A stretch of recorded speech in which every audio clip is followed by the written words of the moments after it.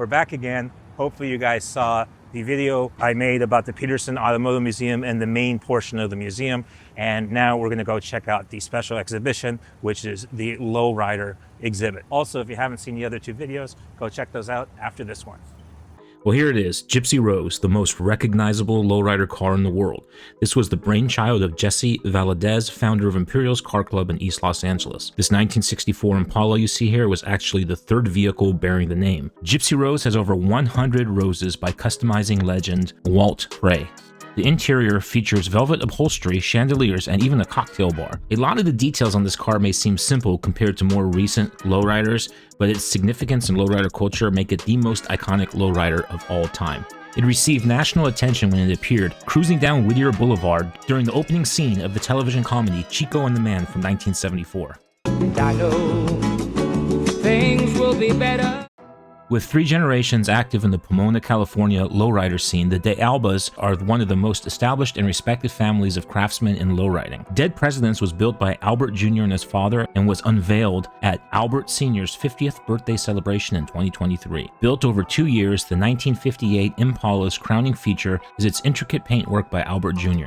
The car has appeared at the Lowrider Las Vegas Super Show and the NHRA Motorsports Museum. Sal Sierra II bought the truck that became Trokita Loca in the 1970s and set to work stripping it down and crafting it into a lowrider with his son, Sal III. They completely revamped the vehicle in the early 1990s, but in 1993 the truck was wrecked in an accident. A final rebuild brought Trokita Loca to its current look, which earned it Bomb Truck of the Year at the Lowrider Las Vegas Super Show in 2019 and 2021. Alberto Herrera created the airbrushed murals representing the Mexican Revolution. The eye-catching scheme earned the 2015 Eastwood Best Paint Award at SEMA and Lowrider's Best Murals and Best Flake Paint Job Awards in Vegas in 2021. Jairo Gonzalez purchased the shell of this Chevy Impala for $5,000 in 2020, and in less than a year, it had been transformed into the Gonzo. Although it was incredibly difficult to find replacement pieces for a 1960 model Impala, he ultimately was able to obtain over 100 necessary stainless steel parts, which were then hand engraved by Jaime Castaneda. This sleek-looking car won awards including Outstanding Individual Display at Lowrider Magazine's Los Angeles Super Show in 2022 and Best Display at the 2022 Takeover Super Show in Anaheim. Brandon Gonzalez purchased this car from his father-in-law in the late 1990s on the promise that he would give him the first ride in the finished vehicle. It took years before the build was completed, and unfortunately his father-in-law passed away before the process was done. The car was named Spirit Runner in his honor.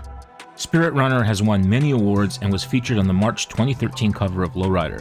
It was also exhibited at the 2016 Essen Motor Show in Germany. Joe Ray purchased his first Lowrider in 1974 and joined Lifestyle Car Club shortly thereafter. He has had several award-winning cars, including Dressed to Kill and the Hollywood. The car has undergone 4 distinct transformations. Wild Cherry became Pink Floyd, which was updated to Hollywood, and then finally to the current look you see here in the 1990s. Multiple versions of the vehicle graced the cover of Lowrider magazine, where Ray later served as editor-in-chief for more than a decade. As Las Vegas, it won Lowrider's Lowrider of the Year title in 1994 and 1995. Even today, the interior remains one of the most elaborate ever installed in a lowrider. Sandy Avila is one of an ever-growing number of women active in the lowrider scene. She is the president of the Pasadena-based Lady Lowriders Car Club, which was founded in 2021. She acquired this Oldsmobile in 2018 and set to work crafting it into simply beautiful. She rebuilt the suspension and engine, had it painted and chromed, and fixed up the interior. Now, for those unfamiliar with lowriders, vehicles equipped with hydraulic suspension components or lifts are referred to as being juiced, and Simply Beautiful is well known for its ability to hop 45 inches off the ground and achieve a high 3-wheel stance in which the car lifts one wheel completely off the pavement. The Tovar family is known for excellence in the lowrider community, with multiple members of the family contributing to the reputation.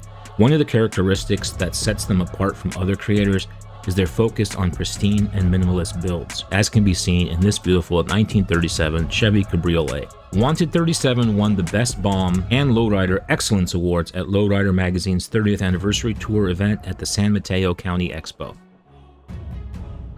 Bobby Garza's Chevy Bel Air Double Trouble won Lowrider's coveted Lowrider of the Year award 3 times, 2018, 2019, and 2021, the maximum number of times allowed. Some lowrider car owners want to cruise the boulevard in their vehicles and show them off at community events, but Garza's motivation was to have a car that was worthy of the highest honors in lowrider competition. Garza was no stranger to the Lowrider of the Year title when work began on Double Trouble. His 1987 Oldsmobile Cutlass, The Big Payback, won the award in 2015. The car features all the necessary point-scoring elements: custom bodywork, pristine paint job with pinstriping, silver leaf, and airbrush murals of Garza's 2 youngest sons. Double Trouble was shown here in its full show setup with a matching pedal car and even a stroller. Manuel Corbala's Strictly Business was just the second vehicle to win Lowrider's Lowrider of the Year title 3 times and was the first to do so consecutively from 1997 to 1999. The car's body has been completely transformed with a Targa-style top and suicide doors. The hood opens to the side to reveal the painted engine block and gold-plated valve covers adorned with engraved filigree. At car shows, the hood is displayed separately to showcase the custom mural on the underside, a scene by artist Steve Fernandez. It was considered ahead of its time, especially the paint. People say the paint job is the style that they're doing now, more than 20 years later. Though he had been enamored with lowriders since attending his first lowrider show in 1992, Bernardo Cassian of Cathedral City, California, originally got into greaser cars, which are older model vehicles with their engines modified for speed, because these are more affordable to build. The greaser style was his original plan when he bought this Chevy Deluxe at the Pomona swap meet, but a friend of his encouraged him to change direction and craft the vehicle into a lowrider. Cassian gifted Pretty in Pink to his wife on their wedding day. Cassian hit the show circuit with the car, continuing to add to it between shows throughout the Southwest. He ranked in the top 3 in numerous shows, qualifying him for Lowriders sweepstakes at the Las Vegas Super Show, where he placed 3rd for Bomb of the Year in 2012. From 2014 to 2017, the car was awarded 2nd place at the Vegas show and finally secured the Best Bomb title in 2018. Chris Rourke is known for producing a number of award-winning lowrider vehicles. His final score has racked up titles that include Lowrider's Lowrider of the Year from 2015 to 2017, Best Custom at both the Grand National Roadster Show and the Sacramento Autorama, and Best in Show at the Rick Ross Car Show. But in his shop, CNC Customs in Vacaville, California, final score presents many hallmarks of a quintessential modern lowrider car. The extremely lowered stance, vibrant candy and metal flake paint with graphics and pinstriping, airbrush murals, a custom interior, intricate engraving, wire wheels, a decorated engine, and undercarriage, among others. The car's creation over 4 years is even more impressive, considering the Impala was in shambles when the work began, having sat in Rourke's garage for 20 years. This Chevy 3100 transformation into Codos 53 began as a simple restoration project for Salvador Ledesma and his son. They started work on the restoration in 2015, and by September of the following year, it was appearing at its first lowrider show, achieving 3rd place in its category. From then on, the Ledesmas would add something to the car every year for show season. Takahiko Izawa of Nara, Japan first encountered lowriders in the pages of Lowrider magazine while in high school. After gaining experience painting sheet metal, Izawa later pioneered a technique of embossing and engraving thick layers of specialized 3D paints and developed an unusually lustrous and durable metallic top coating. Both innovations were meticulously employed on his 1958 Impala, giving the appearance of an engraved bare metal body. Tina Blankenship-Early has been a fixture of the Los Angeles lowriding scene for more than 2 decades. She got the nickname First Lady of Supernaturals because she was the first woman to join the car club. She bought this Caprice in 2003 and spent years transforming it into Game Killa. Since 2003, Hisashi Ushida has owned one of Japan's best-known lowrider garages, Cholo's Custom in Ama City. Sphynx has been a 20-year project for Ushida. The car combines elements from the 1940s and 1950s bombs, along with its radical striped paint. Though Sphynx is a show-worthy masterpiece, the vehicle still sees plenty of use on the streets of Japan. La Catrina was built by brothers Anthony and Ralph Fuentes of Linwood, California, who have been creating lowriders since the 1970s. Older brother Ralph first became interested in lowrider vehicles when he saw one owned by a neighbor. When he was 16 years old, he received a 1972 Pontiac Grand Prix from his father, which he promptly lowered, adding hydraulics and swapping the wheels to Supremes. Anthony, inspired by his brother, began building lowrider bicycles at the age of 10. The pair would go on to create numerous award-winning cars together over the next 4 decades. La Catrina was completed in 2022 after a 2-year build. It has become a mainstay at car shows around the southwestern United States, winning Best Traditional 2 years in a row at both the Long Beach and Arizona Super Shows. It was also featured in the music video for Mac 10's track King of Chevys. Albert de Alba Sr. unveiled his 1963 Chevy Impala at the 2011 Los Angeles Lowrider magazine Super Show to instant acclaim. He inherited the car from his father-in-law, Luis Padilla, and spent 6 years constructing El Rey, which is Spanish for the King, a name derived from Padilla's favorite song by Vicente Fernandez. The geometric design of the paintwork accentuates the line of the car's body and extends into the engine compartment, trunk, and undercarriage. El Rey has been called the pinnacle of modern lowrider culture, and it has garnered admiration from communities both in and outside of lowriding. It has won awards at SEMA and the Grand National Roadster Show, and it has been exhibited at the Essen Motor Show in Germany and even the Classic Legends Car Show in Nagoya, Japan. Frank Calderone of Salinas, California first had his Chevy Fleetline Captain 42 decorated with a red and blue paint scheme and adorned with murals of Captain America when it won second place for Bomb of the Year at the Lowrider Super Show in 2018.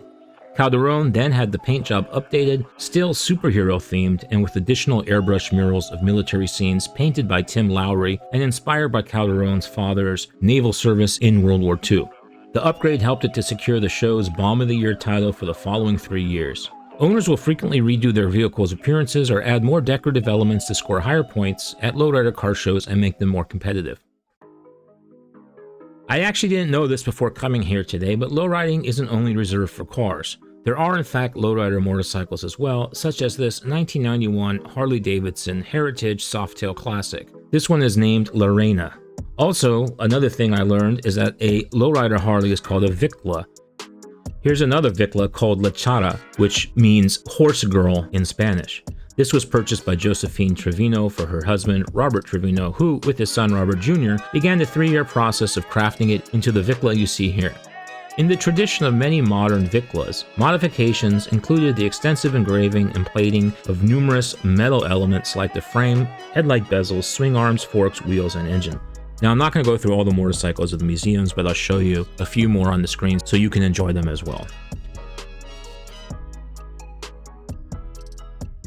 There's a nice collection of bicycles, die-cast models, and even children's vehicles at the exhibit, which is pretty neat to see. You can feel the passion in every single one of these creations. Well, I really hope you enjoyed this exhibit as much as I did. It runs until May of 2025. There have been 4 lowrider exhibits at the Petersen Automotive Museum in Los Angeles, and each one has broken records for attendance. This latest show was by far the best, raising the technique of lowriding to a new art form. So check the website out to see if it's available, and if not, don't worry, I'm sure they'll be back again in the future. If you did like this video, please like and subscribe, and feel free to check out some of my other vehicle museum videos, including a tour of the main Petersen Automotive Museum. As always, thank you for watching, and have a great day. We'll see you guys next time.